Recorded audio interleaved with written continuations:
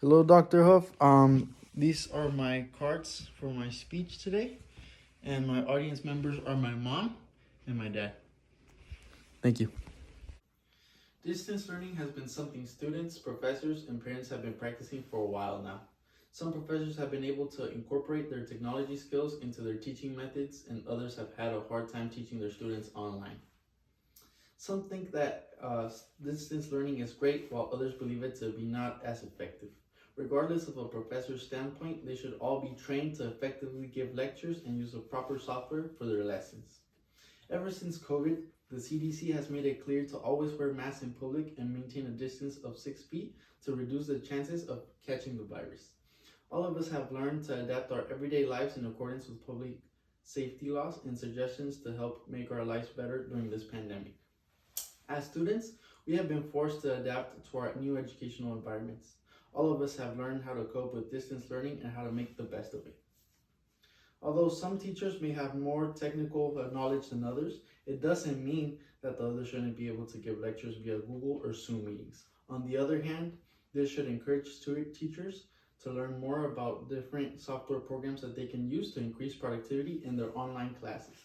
I believe that if the government were to train teachers to give online classes, we students would benefit a lot from it. Many teachers, especially those close to retiring and of higher ages, have been having difficulties getting around technology that they didn't need in their in-person classes. According to an article written by the University of West Georgia, most of the technical problems in online classrooms come from the lack of instructor training. Others just completely oppose the idea of distance learning. However, these things should not affect the quality of education that we students are getting. After COVID, we students already have been learning to adapt our new lives in and out of school. According to an article published by leanlabeducation.org, most students have developed difficulties focusing on their schoolwork because of distractions at home. This is just one reason why we should not have to deal with teachers that cannot effectively explain what they are trying to teach because they do not know how to use certain software to give us lectures. Although COVID has been a horrible pandemic that brought a huge variety of negative effects on our society, it has also prepared us for the worst. Now, most of us know what to expect if another virus or illness hits us or if another pandemic arises. In an article published in Brookings.edu, this pandemic has taught our world's countries that it is better to be safe than sorry and that the government should act faster in response to another outbreak. It has also taught us that although distance learning isn't as effective as in-person classes, it is the only option we students have if we want to continue with our education. According to the World Economic Forum, about 1.2 billion children worldwide were out of their classrooms because of COVID. And as a result, education has changed forever. A lot of students may never want to go back to in-person classes, while others may value the education they had before this pandemic.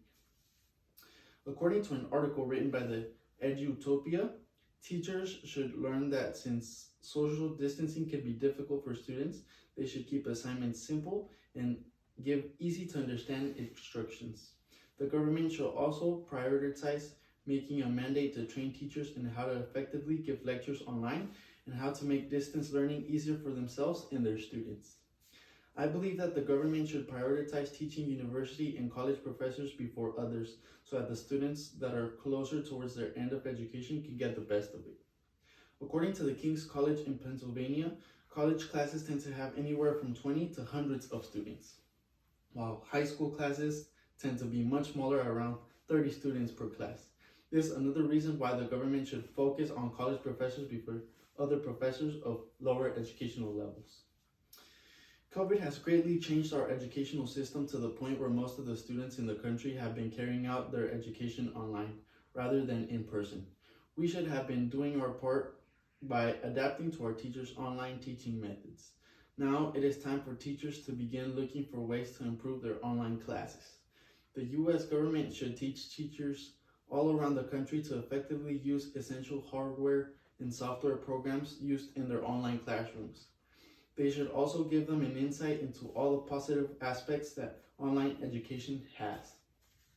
In conclusion, I believe that the U.S. government should teach professors all around the country to effectively use essential software programs used in their online classrooms. They should also give them an insight into all the positive aspects that online education has. Thank you.